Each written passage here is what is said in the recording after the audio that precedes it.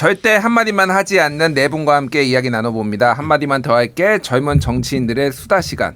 자, 제 왼쪽 기준으로 김정식 국민의힘 전 대변인 나오셨고요. 안녕하세요. 안녕하세요. 예, 그 옆에는 신인규 정당 바로 세우기 대표 나오셨습니다. 안녕하세요. 네, 안녕하세요. 신인규입니다. 예, 그 맞은편에는 김영호 개혁신당 법률특보 나오셨어요. 안녕하세요. 네, 안녕하세요. 오랜만입니다. 예, 그 옆에는 하헌기 새로운 소통 연구소장 나오셨습니다. 안녕하세요. 네, 안녕하세요. 하헌기입니다. 예, 네 분 서로 잘 아시나요?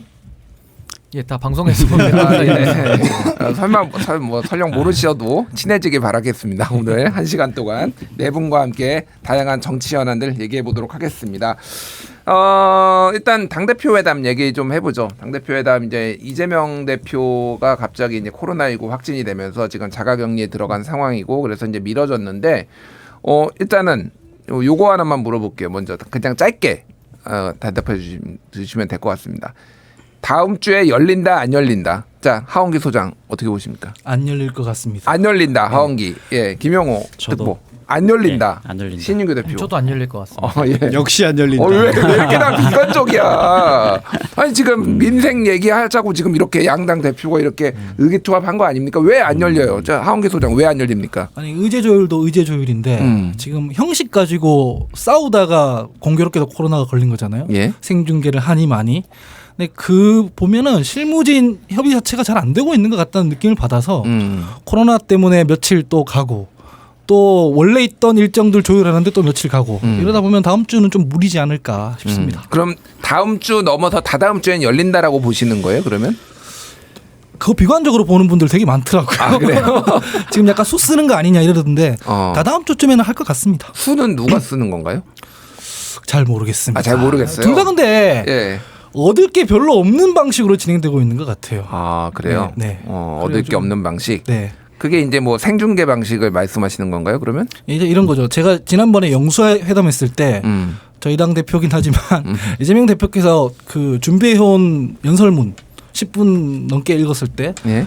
이해하면서도 좋아 보이지는 않았어요. 왜냐하면은 회담이라는 게 허심탄회하게 되어야 하면은 이 진전이란 게 있는 건데 카메라 돌아가면은 아시다시피 여기 계신 분들도 뭐 소속 당이 다르지만 카메라 꺼지고 나서는 대화가 잘 되거든요. 예. 카메라가 돌아갈 때는 주위 이제 관객들을 시켜야 됩니다. 지지층들. 근데 지금 요즘 너무 극단적으로 대립하고 있는 이 정치 상황 속에서 예. 과연 이 의제가 좁혀질까 생중계를 하면 서로 지지층만 보고 발언할 것 같아가지고 그런 게 좀 우려되는.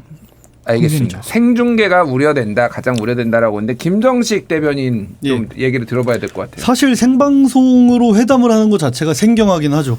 예. 그런 거를 본 적이 없는 것 같은데 사실 말씀대로 민생이 제일 주요 현안이었잖아요. 그러면은 민생에 대해서 어느 정도 서로 양보할 건 양보하고 말씀하신 대로 방송 카메라 꺼지면은 또 얘기는 통하는 부분이 많이 있거든요. 예. 근데 그런 부분이 아니라 처음부터 서로 양쪽 다 너무 얻으려고만 하다 보니까 예를 들어서 저희 당 같은 경우에는 생방송으로 어느 정도 좀 이슈를 좀 저희 쪽으로 몰아보려고 하는 그런 것도 없잖아 있었던 것 같고 또 이제 이재명 대표 같은 경우에는 전당대회가 바로 끝난 직후니까 그거에 연이어서 조금 더 주목을 받으려고 했던 것 같고 그런 그러니까 사실 본질이 아니라 그 격가지에 너무 집중을 하는 게 아닌가 양쪽 정당이 이런 아쉬움이 있습니다. 그럼 생중계도 좀 격가지다 이렇게 좀 보시는 거예요? 그러면? 그렇죠. 그거는 어쨌든 본질적인 내용이 아니라 형식에 대한 문제잖아요. 한동훈 대표한테 지금 반기 드신 겁니까? 뭐 형식과 절차 물론 중요하죠. 예. 중요하다만 뭐 아니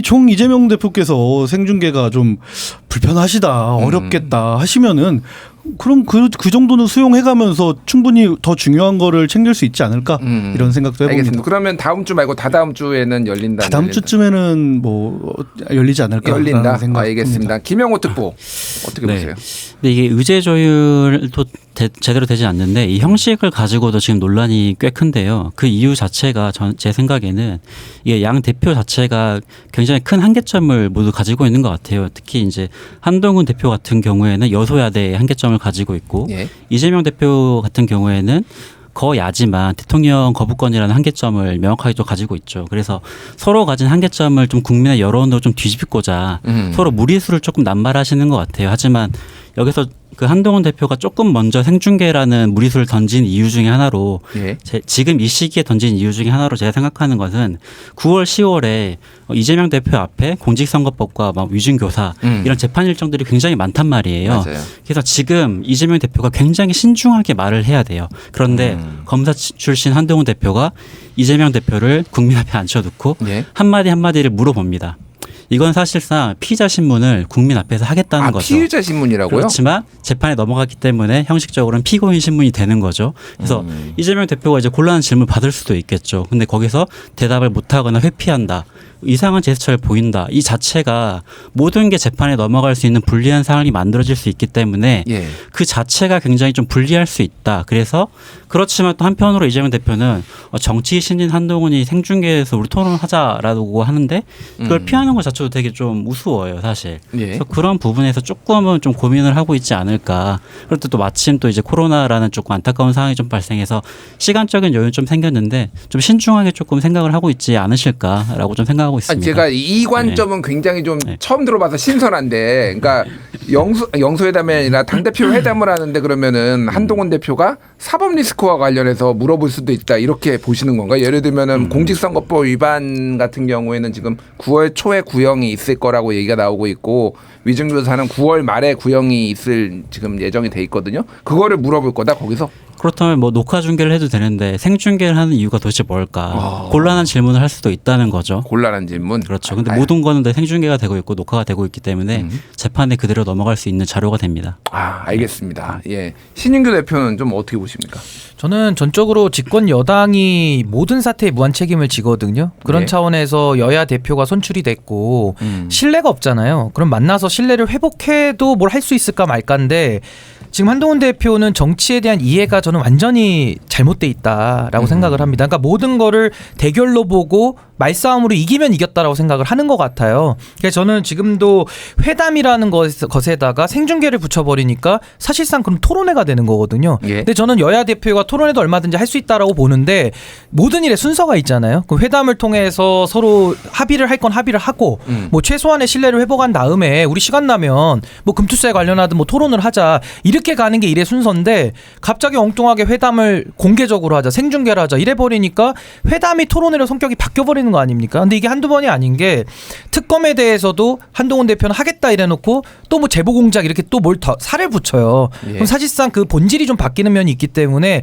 저는 정치에 대해서 한동훈 대표가 전혀 이해가 없고 그리고 이해하려는 노력도 없고 그리고 민생에 대한 해결의 의지도 없다. 그렇다면 결과적으로 이 모든 책임은 집권 여당 무한 책임을 지는 여당이 부담할 수밖에 없거든요. 예. 그래서 저는 한동훈 대표가 본인의 말기술을 가지고 굉장히 과신한 나머지 자신감을 저는 좀 보이고 있다고 봅니다. 지지자들에 대해서. 그래서 저는 그것은 당내에 뭔가 지위가 좀 열악한 전 한동훈 대표의 조급함의 발로 아닌가 알겠습니다. 저는 그렇게 생각합니다. 그러면은 다음 주 말고 다다음 주에는 열리나요? 어떻게 보세요? 저는 뭐 회담이 열리지도 못하겠지만은 열려도 큰 의미는 없다 저는 열려도 봅니다. 큰 의미도 없다. 아까 김영호 특보한테는 안 물어봤는데 다다음 주에는 열릴까요? 재판 일정을 고려해서 예. 진행하시지 않으실까.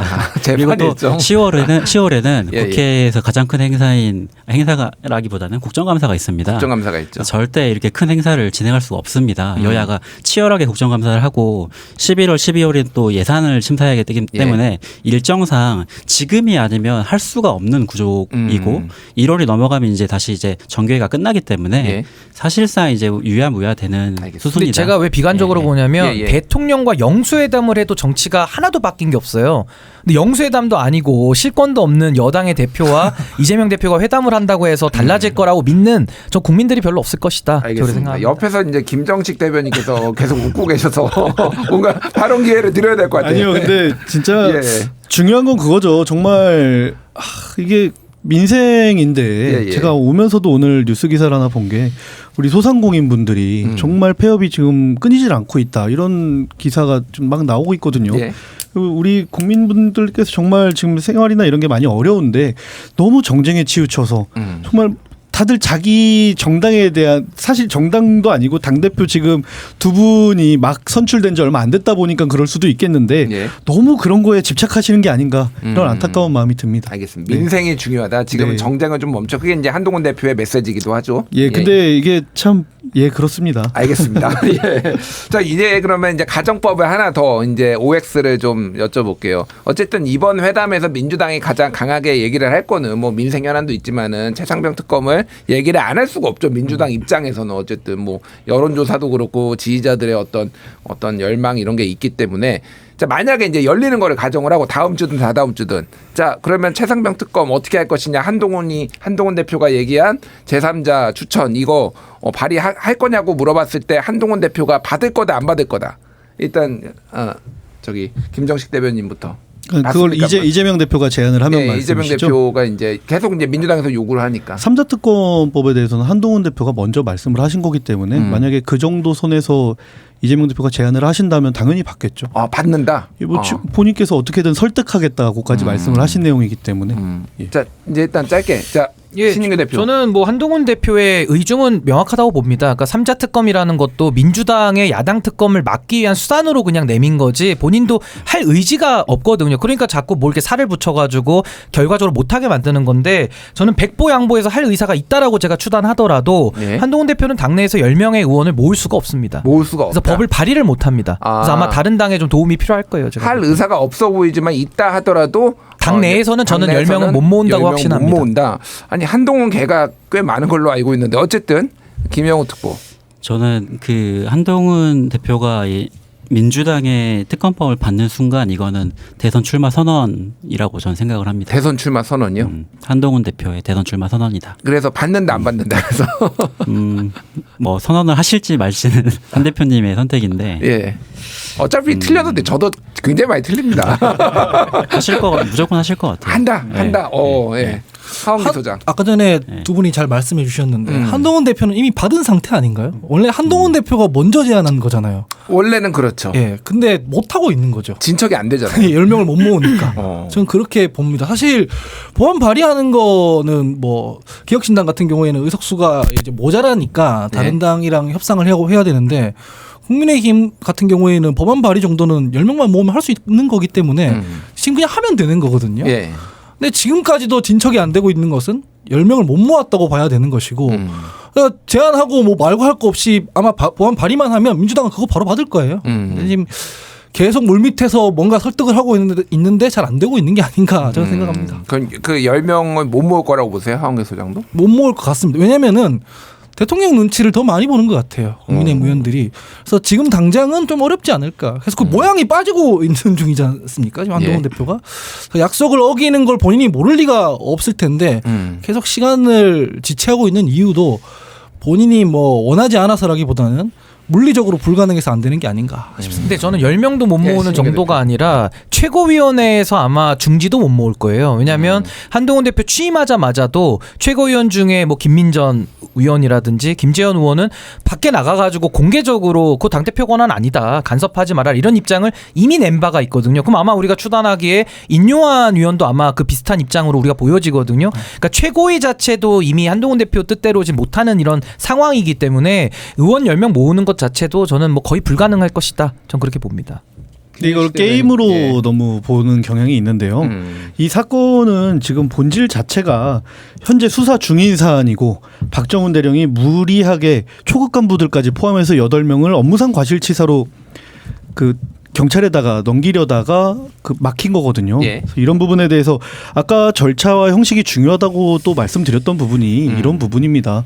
그래서 이런 게 특검 발의하는 거는 사실상 맞지 않다. 그게 우선은 제일 핵심인 것 같습니다. 지금 뭐 이제 박정훈 의원 같은 경우에는 공수처 수사 결과가 9월쯤에 나올 것 같으니 그때 이후에 판단을 하겠다 뭐 이런 취지의 얘기를 했어요. 우선은 나오는 결과를 보고 그 다음에 특검 같은 경우에는 정말 수사 결과 내용을 믿을 수 없을 때 하는 게 원래는 특검이었잖아요. 근데 지금 너무 특검 경쟁이 너무 치열한 것 같습니다. 알겠습니다. 예, 뭐 이 정도로 이제 정리를 하고요. 뭐 이슈가 여러 개가 있으니까 다음 이슈로 넘어가 보겠습니다. 이제 김건희 여사의 명품백 수수에 대해서 검찰이 이제 무혐의 이 기소를 안 하는 걸로 정리가 되면서 이게 이제 야당에서 크게 반발하고 있고 좀 논란이 되고 있습니다. 한동훈 대표는 검찰의 결론에 대해 팩트와 법리에 관한 것이며 거기에 맞는 판단을 검찰이 내렸을 것이라고 생각한다라고 얘기를 했는데 일단 네 분의 의견 뭐 짧게 너무 길지 않게 좀 말씀을 해보죠. 이번엔 김영호 특보부터 좀 말씀해 주시죠. 네, 참 이게 국민 정말 좀 우습게 아는 것 같아요. 이게 검찰의 이 결론 자체가 뭐 법리나 이런 걸 떠나서 상식적으로 저도 법조인의 한 명이지만 참 받아들일 수가 없다, 좀 이해할 수 없었습니다. 그래서 그동안 이제 민주당이 공수처를 만들 때 공수처가 만들어지고 나서 그 수사 능력이나 그 정치적 배경에 대해서 저도 끊임없이 좀 비판을 좀 해왔지만 예. 이제는 이 무혐의 결론을 놓고 보니까 정말 이 검찰 자체가 그 시대적 소명을 다한 것 같아요. 그래서 정말 이 조국 혁신당이 그동안 좀 급진적으로 좀 미뤄왔던 예. 검찰 개혁의 끝은 뭐 기소청으로 전환을 해야 된다, 이런 부분 자체도 이번 수사 결과를 놓고 정말 국민들의 공분하에 정말 추진될 수도 있겠구나라는 그런 현실적인 느낌마저도 좀 들 정도로 예. 정말 상식 밖의 결론이었다라고 저는 생각이 좀 들었습니다. 상식 밖의 결론이었다. 신인규 대표 어떻게 보십니까? 저는 모든 나라가 사실 부정부패로 망하는 건데 윗물이 맑아야 아랫물이 맑지 않겠어요? 근데 대통령의 배우자라고 하는 최고 권력의 정점에 있는 관계자들이 뇌물 혐의를 받고 있는데 그조차도 수사가 되지 않는다. 그렇다면 이제 우리가 추석 앞두고 있는데 추석 앞두고 얼마나 많은 선물들이 배우자에게 전달이 될 수 있을지 저는 그 길을 열어줬다라고 저는 보는 것이고, 특히나 저는 검찰이든 국민의힘이든 이 정부 여당 관계자분들이 뇌물을 뇌물이라고도 부르지를 못합니다. 그리고 가방도 디올백이라는 말을 차마 못해서 뭐 명품 가방, 뭐 파우치 이름조차도 두려워하거든요. 예. 그러니까 전 이게 우리나라의 지금 수준을 윤석열 정부가 보여주고 있다는 것이고, 자꾸 처벌 규정이 없다라고 이야기를 하는데요. 처벌 규정은 차고도 넘칩니다. 직무 관련성과 대가성이 있으면 뇌물도 되고요. 예. 그리고 다른 구속 요건이지만 특가법상의 알선수재도 되고 이미 대통령의 아들들이 알선수재로 많이 구속이 됐습니다. 그리고 변호사법 위반 규정도 있고요. 그러니까 처벌 규정이 없어서 처벌하지 못한다라는 것은 일종의 선전선동이다. 사이비 지식인이다라고 저는 생각을 하고, 결국은 검찰이 수사 의지가 없는 거죠. 결국에는 그 영린을 건드리지 못해서 그냥 주변만 바스락거리다가 그냥 덮어버리는 꼴인데, 예. 전 이것이 윤석열 정부에 미칠 악영향은 엄청날 것이다. 앞으로는 윤석열 대통령 임기 마지막 날까지 김건희라는 이름 석자가 저는 이제 매일 뉴스 지면에서 사라지지 않을 것이다. 더 부각될 것이고 또 윤석열 정권은 더 어려움에 처할 것이다. 저 그렇게 생각합니다. 알겠습니다. 하원기 소장은 어떻게 보세요? 이 법리와 팩트에 맞는 판단을 내렸다. 근데 법리 부분은 방금 신인규 대표께서 잘 말씀해 주셨으니까 팩트만 좀 나열을 하자면 예. 최재형 목사가 김건희 여사에게 준 품목들이 보면 180만 원 상당의 샤넬 향수, 화장품, 그리고 40만 원짜리 위스키, 책, 그다음에 그 예일 그 300만 원짜리 명품백, 뭐 이런 것들이잖아요. 이게 사실 뭐 뇌물이라고 하기에 몇 천만 원은 아니지만 작은 것도 아니에요. 이런 것들을, 이런 팩트들이 있는데 이게 별로 문제가 없다? 근데 이걸 만약에 김혜경 여사가 받았다면, 그리고 김혜경 여사한테 뭐 누구 국립묘지에 안장시켜주는데 좀 말 좀 해달라고 했다거나 뭐 이런 식이었다면, 과연 그게 윤석열 검사였으면, 그리고 한동훈 검사였으면 기소를 안 했을까라고 되묻고 싶고, 기소하고 나서 법원에서 판결을 내리고 나서 이제 법리와 뭐 팩트에 의해서 뭐 그렇게 판결이 났다 이렇게 할 수 있는 거지. 예. 검사가 불기소 처분한 걸 왜 그렇게 얘기하는지 모르겠어요. 이건 봐주기 수사죠. 기소조차 안 한 건 문제다. 네. 이렇게 말씀하셨고요. 김정식 대변인. 저를 마지막에 일부러 말씀하게 하셨는데. 아니 뭐 제가 보시면 알겠지만 돌아가면서 예. 순서를 바꾸고 있어요. 아니 하원기 소장님 예. 말씀 예. 잘 들었는데 저도 팩트만 나열해 보겠습니다. 예. 우선 최재형 목사 같은 경우에는 LA에 있는 민족통신이라는 종북 매체, 종북 의혹을 받는 그런 매체에서 한참 동안 일을 했고요. 거기에서 뭐 북한의 체제라던가 김일성에 대한 그런 찬양 이런 거를 주로 했던 사람입니다. 예. 그리고 영부인한테 처음 접근했을 때도 고향이 같다 이렇게 접근을 했어요. 그러면서 조부께서 운영하시던 뭐 약국에 자주 들렀다 이런 식으로 하다 보니까 당시에 뭐 우선 무슨 접대부 의혹을 받던 시기였다고 해요. 김건희 여사께서. 줄리 의혹 소위 말하는. 예. 그럼 마침 그 당시에 그런 인물이 나타나니까 아 이분이라면 우리 집안의 내력과 우리가 본인이 어린 시절 때 모습을 알 테니까 본인이 그런 접대부를 할 수 없다는 걸 아시겠구나. 이래서 되게 반가웠다고 합니다. 이건 사실상 가스라이팅이랑 거의 비슷하다고 봐야 되거든요. 그렇게 하면서 접근을 하고 뭐 요구를 계속했지만 실제적으로 관철된 건 아무것도 없잖아요. 예. 이런 부분에 있어서 경찰과 검찰이 법리적으로 판단을 해서 정말 팩트에 의거해서 이거를 무혐의 결론을 내린 건데 이거를 굳이 특검으로 끌고 가려고 하는 의도가 이 특검 정국을 만들려고 하는 야당의 어떻게 보면은 너무 정략적이다 이렇게 생각합니다. 그러면 정복주의자들한테는 이런 품목들을 이제 정치인들 아니죠. 오히려 이거는 어떤 계획에 의해서 한 건 아닐까라는 부분으로까지 확대해서 수사가 진행되어야 되는 게 아닐까. 몰카 이런 생각을 공작이다. 합니다. 그러니까. 예, 몰카 공작이 본질이죠. 근데 사실은. 안 받았으면 되는 거잖아요. 애초에 그 품목들을 안 받았으면 되는 거 아닌가? 중요한 거는 그거죠. 대가성 있게 받았다고 생각을 하느냐. 그거는 사실 뇌물 수수나 이런 부분에 있어서 굉장하게 중요하게 다뤄지는 영역인 걸로 알고 있거든요. 근데 그게 아니라 본인께서 그 이 최재형 목사께서 처음 접근할 때부터 고향의 어르신처럼 접근을 했단 말이에요. 예. 이런 부분한테 받은 거를 어떻게 무슨 대가를 받고 뇌물을 받았다고 그렇게 생각을 하는 부분일지는 조금 우리가 그거를 근데 재판에 제가- 넘겨서 법원에서 따져봤으면 제가 좋겠습니다. 법리적으로만 설명드리자면 예, 몰카 대표님. 공작으로 인정을 한다면 몰카를 뭐 위법 수집 증거다 이렇게 해서 뭐 증거로 안 쓰는 방법은 있겠지만은 뇌물을 받은 게 없는 사실이 되진 않아요. 그러니까 예. 저는 우리 김정식 대변인님 말씀을 듣다 보면 이거 뇌물 사안 특수 사안이거든요. 특수 수사. 근데 특수 사안을 지금 공안 수사식으로 마치 그 선물을 갖다 준 사람, 뇌물을 갖다 준 사람이 뭐 소위 말해 빨갱이다 지금 이런 논리거든요. 근데 저는요 그 빨갱이 소리 들으면은 기억이 나는 게 김문수 지금 고용노동부 후보자가 2019년도인가요? 집회 나와가지고 윤석열 대통령을 지목해서 뻘거타 그러거든요. 뻘갱이라고 지목을 해요. 그러니까 그런 식으로 빨갱이 논쟁으로 이거는 넘어갈 수 있는 사안이 아니다라는 것이고 저는 한 말씀만 드리면 박근혜 대통령이 최순실의 딸 정유라에게 삼성이 말 2피를 줍니다. 예. 그게 경제공동체로 묶여서 박근혜 대통령이 뇌물죄로 처벌을 받고 그때 당시에 수사기소 검사가 윤석열 한동훈 라인이거든요. 그러면은 윤석열 김건희 이 관계는 박근혜와 정유라보다는 훨씬 가까운 사이예요. 그리고 직무 관련성도 똑같이 동일하게 있거든요. 현직 대통령이니까. 그러니까 전 이 두 사안을 갖다가 마치 수사 검사가 이제 와서 딴소리 하는 것은 아무리 몰래카메라든 의도가 불순했든 가스라이팅이든 그걸 아무리 살을 붙여도 본질을 바꿀 수는 없다. 전 그렇게 생각합니다. 이게 우선 영부인이 자체가 예. 공직자가 아니라는 거고요. 그 다음에 청탁금지법에 따라서 우리나라가 이미 정해놓은 법에 따라서 이분이 받은 거는 뇌물이라기보다는 선물로 인식했을 가능성이 있다. 이렇게 보는 게 합리적이라고 생각합니다. 근데 이제 왜 의심을 받냐면 다 그 이해하더라도 동의는 안 하지만 이해하더라도 네.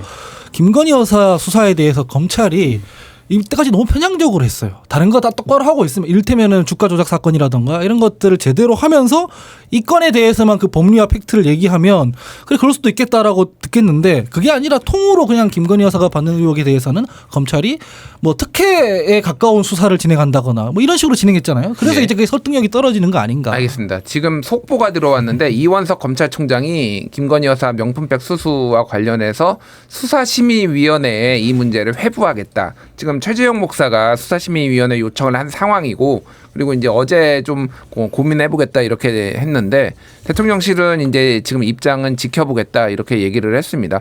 뭐 그러니까 이제 같은 비슷한 맥락에서 좀 이원석 검찰총장 얘기 좀 해보죠. 그러면 이원석 검찰총장 같은 경우에는 지금 뭐 패싱 뭐 식물총장 패싱 논란도 있고 그리고 여러 가지 이제 수사에서 배제되거나 본인이 뭐 법 앞에 예외 특혜 성역이 없다라고 얘기했는데 그거를 제대로 못 지킨 거 아니냐 뭐 이런 이제 비판도 받고 있습니다.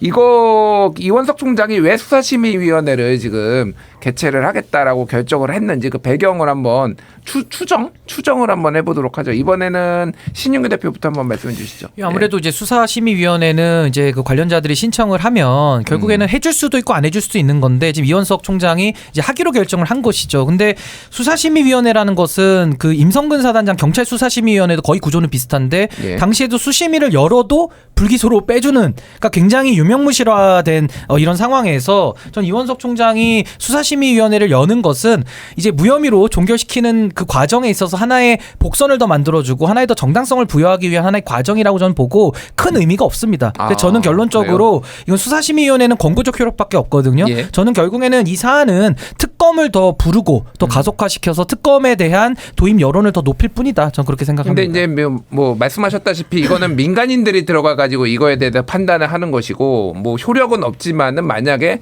기소를 해야 된다라는 어떤 결론이 나왔을 경우에는 또 상당히 이제 또 뭐 파장이 있을 수도 있거든요. 그럼에도 불구하고 이거는 그러니까 이거를 이제 무혐의 종결 처리를 하려는 수순이다라고 이제 보시는 건가요? 저도 보통 변호사로서 외부위원으로 위촉돼서 많이 다니거든요. 예. 이 수사심의위원회도 검찰이 위촉하는 위원들이기 때문에 사실상 아무리 시민들을 위촉하고 외부 사람들 모신다 하더라도 결과적으로 그 주체 기관의 의견과 크게 다르지 않을 가능성이 높아요. 그래서 저는 이 사안은 수사심의위원회가 설사 세상을 깜짝 놀라게 할 만한 아주 혁신적인 의견을 낸다 하더라도 예. 권고적 효력밖에 없기 때문에 알겠습니다. 저는 큰 의미는 없다 이렇게 봅니다. 뭐 예전에 이제 이재용 삼성전자 당시 부회장 같은 경우에는 수사심의위원회하고 이제 검찰하고 의견이 달라서 그것도 뭐 기사화된 적이 있습니다. 항상 같은 건 아니라고 말씀드리고 김영호 특보는 어떻게 보십니까? 근데 이게 아직 검찰의 공식적인 대외적인 입장은 아직 안 나온 거거든요. 내부적으로 검찰총장에게 이렇게 할 거다, 무혐의로 할 거다라는 보고가 올라갔고 거기에 대해서 내부적으로 재검토하겠다라는 걸로 수사심의위원회가 열리는 거라서 아직 검찰의 입장은 정해진 건 아닙니다. 하지만 방금 신 변호사님께서 말씀하신 것처럼 굉장히 높은 확률로 수사심의위원회에서 결과가 뒤집어질 확률은 굉장히 낮습니다. 왜냐하면 수사를 직접 하는 검사의 의견을 굉장히 좀 존중하는 입장이 많기 때문에 이를 뒤집을 가능성이 굉장히 낮고 만약에 이게 이제 혐의 없음 뭐 증거불충분해서 불기소 결정이 된다면 뭐 고소인이나 고발인께서 항고 절차를 통해서 고등검찰청의 판단을 받으실 테고 거기서도 다시 불기소가 된다면 다시 재항고 절차를 통해서 서울 고등법원의 판단을 또 받을 수 있거든요. 예. 또 그 절차까지 또 계속 진행되지 않을까라는 또 예상을 또 해봅니다. 그렇게 이제 예. 법률가라서 확실히 이제 이 과정을 잘 말씀해 주셨는데 그러면 이 정권 내내 이거 얘기가 나오겠네요. 지금 그 과정을 다 밟아야 되면은 아마 대선 26년, 27년이 있으니까요. 그때까지 계속 이 이슈가 회자되지 않을까라고 생각이 들고 예, 알겠습니다. 빨리 좀 매듭이 좀 지어졌으면 국민들도 좀 피로감이 좀 덜하시지 않으실까라고 생각됩니다. 알겠습니다. 김정식 대변인은 어떻게 보십니까? 저는 이원석 총장이 수사심의위원회 회부할 줄 알았습니다. 그거 아셨어요? 예, 저는 얘기 혹시 문자 받으셨나요? 아니요, 조심스럽게 저는 이원석 총장이 혹시 예. 그 야당판 포스트 윤석열을 꿈꾸는 게 아니냐. 그 윤석열 정부로부터 탄압받은 정의로운 검찰총장이 돼서 예. 나가서 야당에서 뭔가 정치적인 뜻을 품으려고 하는 게 아닌가. 민주당 입당한다고요? 민주당이든 많잖아요. 이 개혁신당도 있고요. 뭐 개혁신당. 예, 어디가 될지 모르겠지만 예, 예. 이거 저는 이게 되게 정무적인 판단이다 이렇게 생각을 하고요. 예. 뭐 한동훈 대표께서 뭐 팩트와 법리에 따라서 한 거다 이렇게 말씀을 하셨는데 그거랑은 또 다르게 이원석 총장께서는 움직이고 계시네요. 정치적 의도가 있다 뭐 이렇게 보시는 저는 거군요. 정치적 의도가 있다고 생각합니다. 알겠습니다. 예. 이 되게 궁금하네요. 어느 당에 입당하실지 만약에 입당하면 김정기 대변인 말씀하신 게 맞을지 안 맞을지 굉장히 김정식 대변인 말씀하신 게 개혁신당으로 오십시오. 개혁신당이요? 예. 하원기 저도 소장님. 웃자고 얘기하자면은 민주당에는 이미 그 아버지가 계시기 때문에 예. 아마 그럴 리는 없을 것 같고 저는 원래 이 이현석 총장이 원칙대로 수사하겠다라고 말을 했으나 예. 실제로는 그렇게 안 돌아갔잖아요. 그러니까 안 돌아간 면이 있지 않습니까? 본인한테 보고도 되지 않은 상태로 뭐 제3의 장소에서 수사가 이루어진다거나 이렇게 하면서 약간 모양이 많이 빠졌기 때문에 결과가 뭐 법적으로는 어떻게 나올지 모르겠지만 절차적으로라도 자기 뱉은 말을 지키려고 하는 노력이라고 선회해서 그냥 말씀드리고 싶습니다. 알겠습니다. 예, 요 이슈는 여기까지 하고요. 다음 이슈로 넘어가겠습니다. 오늘 저희가 일부러 그 여당이 불리한 걸 가져오는 게 아니라 그냥 그런 이슈가 많아요. 그래서 우리 김정식 대변인이 힘드신 거 잘 이해는 합니다. 어쨌든 예, 오늘 이번 세 번째 이슈는 독도 이슈 가져와 봤는데요. 지금 최근에 이제 전쟁기념관에서 독도 조형물이 사라졌다 언론 보도가 나오고 또 최근에 이제 서울 지하철 안국역, 잠실역, 광화문역에 독도 조형물이 또 잇따라 철거가 되면서 논란이 됐습니다. 이게 이제 미관을 저해하거나 너무 오래돼 가지고 교통 흐름을 그러니까 사람들 이제 보도 인도에 걷는 것들을 방해하는 것들을 이제 치우라는 것들이 이제 서울 교통공사의 공식 입장이긴 하지만은 유독 다른 거는 안 치웠는데 또 독도 조형물만 또 사라졌다라고 해서 그것도 좀 논란이 되고 있어요. 그래서 뭐 이제 말씀하셨다시피 경복궁역에는 독도 조형물과 해시계 뭐 4가지 이거를 치워야 된다라고 했는데 안국역에서는 독도 하나만 지난 12일에 뭐 철거가 되고 뭐 이런 논란들이 있습니다. 이거를 좀 어떻게 봐야 될지. 그러니까 좀 야당의 시각 같은 경우에는 지금 뭐 일종의 친일 정권이다 지금 이렇게 지금 독도마저 넘겨주려는 거냐 이런 식의 이제 얘기를 하고 있는데 이거는 먼저 어느 분이 그 안 하셨지 처음에? 먼저 그러니까 김정식 대변인부터 먼저 하시죠. 예. 예. 저는 참 웃겨요. 야당의 이런 공세를 보면요. 좀 웃긴 게 예. 사실상 독도 영유권 분쟁 자체가 이승만 대통령이 그 샌프란시스코 조약을 무시하고 이승만 라인을 걷기 때문에 독도가 우리가 실질적으로 점유하고 있을 수가 있었던 거거든요. 예. 근데 이승만이라는 존재는 그렇게 부정을 하려고 하면서 또 이 독도만 나오면 어떻게든 해서 친일파 이승만 뭐 이렇게 말을 하면서 또 독도는 우리 땅이라고 이렇게 말을 하는 게 어지럽습니다. 정말. 이 참 하나만 하셔야 될 거 아니에요. 예. 근데 독도 뭐 이런 거 조형물 철거된 이유는 잘 모르겠지만 뭐 해시계는 그대로 있고 독도 조형물만 뺐다 이런 얘기를 들었어요. 근데 예. 제가 영상으로 보니까 이게 왜 우리가 조형물을 만들 때 섬이나 이렇게 우리 지형을 표시할 때는 되게 꺼끌꺼끌한 그런 재질로 만들기 때문에 거기에 먼지가 오래되면 수북히 쌓이거든요. 예. 근데 해시계나 이런 거는 그냥 이렇게 닦거나 그런 게 되게 용이해요. 그래서 그런 부분 때문이 아닐까 싶기는 한데요. 우선 그것보다 정말 시도 때도 없이 이렇게 친일 반일 국민을 반으로 갈라치게 하고 상대 정당을 마치 무슨 친일에 막 하는 그런 정당인 것처럼 하는 거는요. 예. 아 이건 너무 참 역사를 자기들 이익에 맞게 너무 잣대를 들이대는 행동이다 이렇게 생각합니다. 알겠습니다. 이승만 좀 인정해라 뭐 이런 말씀. 둘 중에 하나만 해라. 둘 중에 하나만 예. 해라 이렇게 말씀하셨고요. 하한계 소장은 어떻게 보십니까? 너무 많아요. 저도 사실은 친일 종북 얘기 나올 때는 일단 비판적으로 말씀드리긴 했거든요. 아마 저 아시는 분들은 아실 텐데. 그러니까 너무 그런 것들을 논란으로 키우는 것에 대해서 비판적이었다. 예, 2020년대 무슨 상대 정당 보고 친일파라 그러고 상대 정당 보고 뭐 종북이라 그러고 이게 다 소모적인 얘기라고 말해오는 입장이었는데 예. 현 정부는 너무 많아요. 사도광산 등재 문제도 그랬고요. 그전에는 그 강제징용 문제에 대한 재산 변제안도 그랬고요. 최근에 광복절에 있었던 그 일련의 논란들 있잖아요. 그 뭐 신사참배 문제에서 뭐 그 문제도 있었고. 그래서 이런 것들이 너무 누적돼 있는 상태에서 일본 쪽에 너무 기울어져 있기 때문에 이게 실제로 안전 문제 때문에 철거가 될 수도 있음에도 불구하고 비판을 받는 거거든요. 그래서 이걸 가지고 뭐 야당에 혹은 국민들이 이 지금 뭐 철진한 친일 공세를 하는 거 아니냐라고 말씀하시기 전에 먼저 좀 돌아봐야 될 것 같아요. 외교 문제에 대해서 현 정부가 왜 이런 질타를 받는지 그러고 나서 이제 해명을 하거나 반론을 하거나 이러면 설득력이 있을 텐데 예. 누적된 게 너무 많기 때문에 터지는 거다라고 저는 그렇게 이해하고 있습니다. 알겠습니다. 신인규 대표는 어떻게 보십니까? 뭐 하원기 소장님 말씀에 거의 동의를 하는데 사실 누적돼 왔던 한일 관계에 있어서의 굴종적인 내지는 국익이 완전히 실종된 이런 외교를 해왔기 때문에 저는 지금 국민들께서 우리 김정식 대변인님 말씀대로 무슨 역사를 얘기하는 게 아니라 이건 지금 영토 문제거든요. 예. 그러니까 주권에 미치는 범위에 관한 문제이기 때문에 이 독도 문제는 저는 굉장히 중요한 부분이다. 그래서 전 윤석열 대통령이 어떤 생각 가지고 있는지를 지금은 알 수 없지만은 아마 내년 정도 되면은 전 이 후과를 우리가 다 알게 될 것이다라고 좀 보여지고요.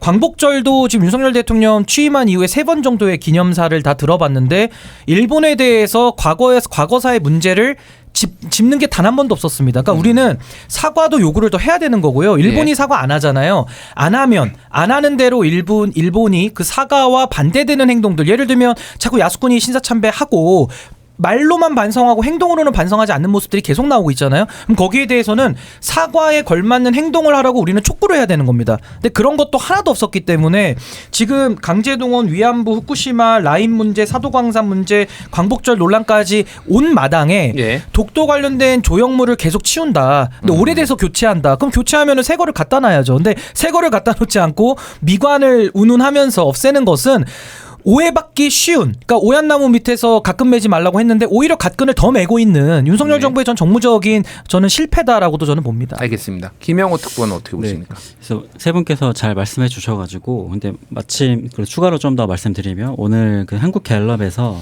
그 지난 20에서 22일 18세 이상 전국 1000명 이상 전화조사 인터뷰 방식으로 윤석열 대통령에 대한 직무 수행 능력에 대한 긍정 부정 평가를 했는데요. 예. 이게 중앙선거 여론조사 심의 홈페이지를 참조하시면 되는데요.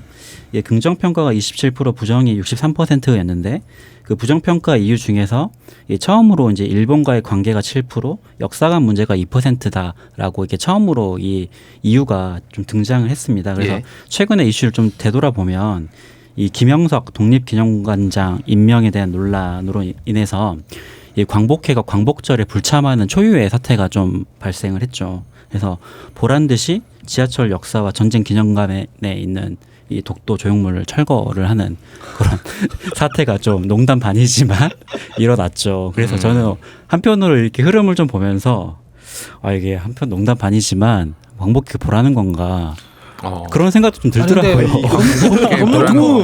법률특보께서 지금 농담이라고 말씀하셨지만 이런 며칠 안 됐어요. 그 국가안보실 1차장 김태호 차장이 뭐 중요한 건 일본의 마음이다라고 해가지고 심지어 여권 일각에서까지 그 비판적인 목소리가 나왔는데 눈치를 좀 봐야 될 거잖아요. 우리가 이런 비판을 받고 있다는 이런 어떤 조심하는 척이라도 해야 되잖아요. 근데 바로 며칠 만에 이런 일이 벌어지니까 마치 뭐 독도 이거 철거하는 것 자체도 막 대통령이 우리 문제가 아니라 뭐 광복해 너네들이 좀 더 이렇게 우리가 잘해야지 이렇게 얘기하는 것 같아가지고 사실 좀 불쾌합니다. 아니 근데 그 광복회의 행동이랑 이 독도 조형물 철거랑은 어떠한 연관성도 찾기가 쉽지 않은데 이건 그냥 갖다가 이렇게 사실 나열식으로 이렇게 하게 되면은 되게 위험하다. 비슷한 시기에 일어난 거를 빼놓고는 뭐 직접적인 연관은 확인된 게 그런 없죠. 문제고요. 그리고 이게 누적된 게 지금 윤석열 정부의 특히 이 친일 반일 논란 자체가 윤석열 정부만 유독 심하다 이렇게 볼 수는 전혀 없어요. 박근혜 정부 전까지만 해도 물론 이런 사안이나 어떤 뭐 8월이라던가 이럴 때마다 일본의 기존 행동에 대해서 문제를 제기하고 이런 부분은 당연히 수십 년 동안 지속돼 왔지만 우리가 문재인 정부 시기에 이 반일 감정 조장, 이 수출 규제나 이런 것 때문에 그 다음부터 거의 정부에서 주도적으로 반일 감정 조장하지 않았습니까? 그렇게 해서 국민들이 정말 반으로 쪼개지는 그런 상황이 됐어요. 그때부터 민주당에서 정말 주도적으로 자신들의 정치적인 이익을 위해서 이 100년 전 역사를 가지고 제멋대로 요리를 하기 시작했다는 겁니다. 사실 지금 독도는 대한민국 땅이라는 거를 누가 모릅니까? 그리고 만약에 독도 조형물을 철거하면 독도가 우리 땅이 아닌 게 됩니까? 이거 우리 독도 조형물을 빼면 대한민국 윤석열 정부가 일본한테 독도를 갖다가 바치는 꼴인 건가요? 이거를 이런 식으로 정리적으로 자꾸 이용하고 악용하는 게 오히려 대한민국에서 왜 독도를 저렇게 일본으로부터 저렇게 자꾸 논란을 만들지? 오히려 외국인들이 볼 때는 오히려 이상한 시선이 된다는 거예요. 현 정부 외교 정책 보면 그런 불안감이 드는 건 있어요. 근데 이거는 너무 그동안 전 정권에서 왜 그 뽀요이스라는 사태 아시죠? 근데 너무 북중노랑 너무 근접했던 그런 외교가 있었기 때문에요. 우리가 미국과 일본과의 외교를 회복하는 그런 과정의 일환이다. 이렇게 이해하시는 게 좋을 것 같습니다. 동맹을 강화하기 위해 한미 한 말씀만 할게요. 그러니까 한미일 동맹 강화에서 안보가 좋아졌나요? 그러니까 지금도 오물풍선 왔다 갔다 하고 한반도 위기는 더 강화돼서 윤석열 대통령이 원했던 정책적 효과도 없거든요. 그럼 그걸 전제했을 때 한일 관계에서 좀 국민의힘 분들이 답을 하셔야 되는 게 물 반컵 채우자 그랬잖아요. 그럼 나머지 반컵도 아니고 저는 한 방울이라도 우리가 이익 본 게 있습니까? 그러니까 일본과의 관계에서 안보 이익이라는 거 빼고요. 그건 지금 안보 위기를 더 윤석열 정부가 자인하고 있기 때문에 결국에는 안보적 효능감도 없었던 거거든요. 그러면 그거 외에 어떤 이익을 우리가 갖고 왔는지를 국민 앞에 설명해야 되는 겁니다. 근데 아직도 설명을 못해요. 2년 6개월 됐는데. 근데 저는 지금도 설명 못하지만은 임기 마칠 때도 저는 설명 못할 것 같거든요. 그러니까 여기에 대해서 국민들이 갖고 있는 불안감과 정부에 대한 외교 실패를 국민들이 지적하면 그걸 좀 들어야죠. 근데 여기서 독도 조형물까지 치운다는 것은 물론 그게 독도를 헌납하는 건 아니지만은 그런 느낌을 국민들한테 준다는 겁니다. 이게 지금 짧게 한마디 드리겠습니다. 지금 이걸 한반도 천동설이다 이런 식으로 말을 하기도 해요. 한반도 모든 게 천동설이요? 북한과 대한민국만 중심에 두고서 전 세계가 우리를 중심으로 움직여야 된다 이게 아니라 지금 이 동북아 지역은 미국이랑 중국의 첨예하게 정말 갈등이 대립하는 곳이거든요.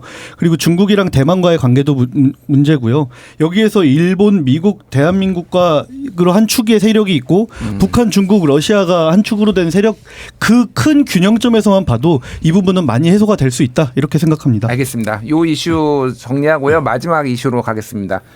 계엄령 논란인데요. 더불어민주당 김민석 최고위원이 21일 오전 최고위원회의에서 윤석열 대통령의 반국가 세력 발언에 더해 김용현 대통령 경호처장을 국방부 장관 후보자로 지명한 것을 두고 이제 탄핵 대비 계엄령 준비 작전이라고 얘기를 했습니다. 근데 이 주장은 이제 그 김병주 의원, 사성 장군 출신인 김병주 의원도 좀 비슷한 맥락의 얘기를 했거든요. 그래서 만약의 사태를 대비를 하는 거다. 그러니까 가장 측근을 측근이고 충암고 1년 선배인 김용현 경호처장을 국방부 장관에 앉히고 또 뭐 그런 맥락들이 있다 이런 맥락들이 이제 어쨌든 민주당 쪽에서 나오고 있습니다. 자 이거는 어느 부분부터 할까요? 김영호 특보는 어떻게 보십니까 이건?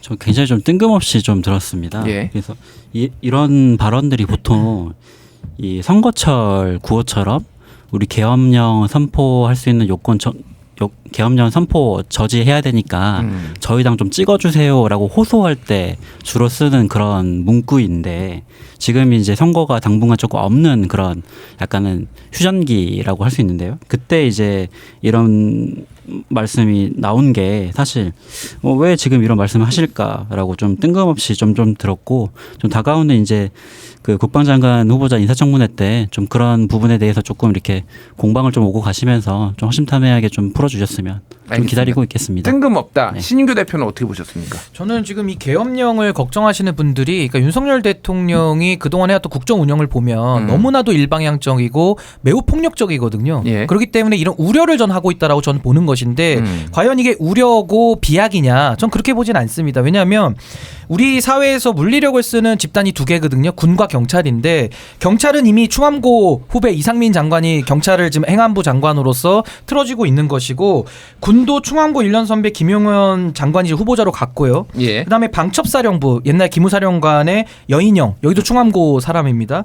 거기다 777 사령관도 박종선 소장인데 이분도 충암고 출신이고 대북 정보를 다루거든요. 그러니까 군내의 요직들의 지금 충암고 사람들을 다 앉힌 건 사실이에요. 그러니까 여기에 대해서는 대통령이 군에는 본인의 무슨 육사 나온 게 아니기 때문에 군에는 이제 고등학교 인맥을 가지고 지금 하나씩 자리를 채워놓는 거 아니냐. 전 합리적으로 문제 제기할 수 있다라고 보고 여기에 대해서는 저는 박근혜 대통령도 탄핵 앞두고서는 당시에 그 비상계엄에 대해서는 검토를 했던 계엄령 문건이 나오지 않았습니까? 네. 전 여기에 대해서는 국회가 면밀하게 저는 따져보고 살펴봐야 된다. 저 그렇게 생각합니다. 알겠습니다. 그냥 빈말이 아니다 이 정도로 좀 요약을 할 수 있을 것 같은데 김정식 대변인은 어떻게 보세요? 우선 박근혜 대통령 탄핵 때 나왔던 그 계엄령 같은 경우에는 페이퍼 플랜이고 사실 군이 그런 어마어마하게 많은 군중들이 모였을 때 대비를 안 하는 군이 군입니까? 그러니까는 그런 부분에서 이루어졌다는 게 이미 밝혀진 사실이고요.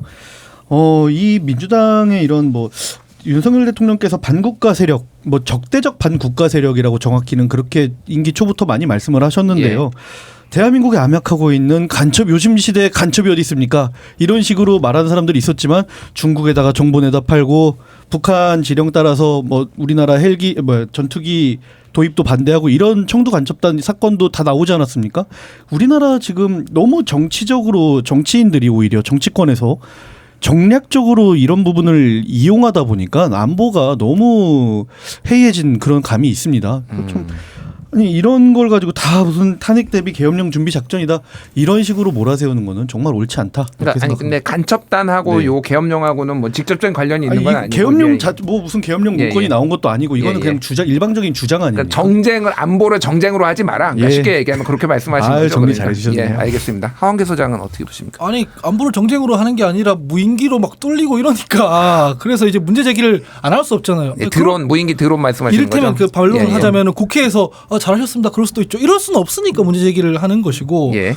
제가 그 몇 년 전에 히트했던 그 어떻게 민주주의는 무너지는가라는 책이 있어요. 그 하버드 교수 두 분이 썼는데 그 책의 핵심 내용이 그거예요. 민주주의는 상호관용이랑 제도적 자제로 굴러간다. 이게 뭐냐면은 이게 헌법 전공하신 분도 계시지만 헌법에도 국민의 기본권을 제한할 수 있는 요소가 있기 때문에 권력자들이 제도를 사용할 때 끝간데 없이 사용하면 안 되고 제한해서 사용해야 된다는 거예요. 민주당도 여기에 대해서는 할 말이 없는 부분이 있는 게 이를테면 탄핵 소추라든가 거부권이라든가 이런 것들은 불법은 아니더라도 좀 제한해서 사용해야 된다는 거죠. 무슨 말씀이냐면 계엄령 이런 얘기들이 왜 나오냐면 지금 현 정부가 너무 막 가니까 이상한 일들을 너무 많이 하고 법조문 찾아가지고 할 수 있는 건 다 하니까 제도적 자제가 없이 끝까지 사용하니까 제도적. 그러니까 이런 문제 제기를 할 수 있는데 근데 제가 개인적으로 생각하기에 민주주의가 한국처럼 이렇게 공고하게 진행된 나라에서 역진되는 사례는 별로 없거든요. 저희 민주당에서는 아무래도 이제 운동권이라든가 87년에 활동했던 분들이 많으니까 먼저 그렇게 떠올리시는 분들은 계실 텐데 실제로 정치인들이랑 시민들이 그런 사태가 발생했을 때 저항을 잘하기 때문에 거기까지는 걱정을 안 해도 된다고 저는 생각해요. 그래서 윤석열 정부의 실질적인 실정에 대해서 조금 더 잘 견제하고 질책할 거 있으면 질책하고 대안을 내놨으면 좋겠다라는 생각이 듭니다. 알겠습니다. 이거 어쨌든 뭐 비슷한 시기에 60년대는 우리보다 잘 살았던 태국 같은 나라는 아직도 지금 쿠데타가 일어나고 있는데 대한민국은 어떻게 보면은 굉장히 민주주의가 성숙해서 이제는 쿠데타 걱정은 안 하는 나라가 아닌가 저는 그렇게 생각을 해요. 저도 그렇게 생각합니다. 저는 더 이상 그게 용납되지 않은 나라니까 뭐 계엄 뭐 이런 것을 너무 좀 많이 나간 거 아니냐 이런 취지의 말씀해 주신 것 근데 같습니다. 저는 이제 쿠데타까지는 예. 저도 뭐 조금은 뭐 열어놓고 보니까 좀 걱정을 안 하는 입장이지만은 윤석열 대통령이 지금 헌법을 무너뜨리고 있는 부분은 너무나도 명확한 현실이기 때문에 여기에 대해서는 국민들이 우려를 하는 것이고 예. 그 우려를 바탕으로 정말 있어서는 안 되고 있을 수 없는 가능성이 매우 낮은 일이지만은 본인의 충암고 동문들을 군 요직에 이렇게 다 앉혀버리고 하다 보니까 저는 국민들 보시기에는 좀 우려를 충분히 좀 가지실 수 있는 사안이다 저는 이렇게 봅니다. 알겠습니다. 자 1인당 30초씩 25초씩 드릴 수 있을 것 같아요. 자 마지막 발언 부탁드리겠습니다. 김정식 대변인부터. 아이고 참 여의도가 늘 정치권이 국민을 오히려 불안하게 만들고 불편하게 만드는 것 같아서 참 저도 불만이고요. 예. 우리 국민들 좀 있으면 추석이 다가오고 이러는데요. 좀 많이들 다들 건강하시고 행복하셨으면 좋겠습니다. 네. 건강하시길 바란다는 좋은 말씀해 주셨고요. 신인규 대표 말씀하시죠. 그러니까 국민들의 건강을 위해서라도 좀 국민의힘이 집권 여당으로서 저는 역할을 제대로 해야 된다고 생각합니다. 결국에는 국민들을 위해서 국민의힘도 잘해야 되지만은 국민의힘 자체도 이런 식으로 대통령에 대해서 아무 말도 하지 못하고 사실상 있으나 마나한 역할 정도기 때문에 저는 이 정치도 결국에는 집권 여당이 무한 책임을 가지고 책임 있게 풀어나가야 된다. 그거 안 하면은 국민들이 이제 국민의힘을 완전히 버려버릴 것이다. 알겠습니다. 저는 좀 그 생각을 좀 가져야 된다고 생각합니다. 예, 김영호 특보. 정치 뉴스만 보면 더 더운 것 같습니다. 예. 좀 시원한 정치 좀 부탁드리겠습니다. 시원한 정치. 알겠습니다. 하원계 소장님. 코로나가 역대 제일 심각했을 때보다 더 크게 확산되고 있다고 하는데 의료 대란 아직 안 끝나가지고 지금 크게 문제가 되고 있지 않습니까? 근데 정치권에서 이런 논의를 안 해요. 해결할 수 있는 것부터 빨리 해결했으면 좋겠습니다. 알겠습니다. 한마디만 더 할게. 글러 오늘은 네 분의 젊은 정치인과 함께 현안 나눴습니다. 김정식, 하원기, 김영호, 신인규 네 분 감사합니다. 감사합니다. 네, 감사합니다. 예.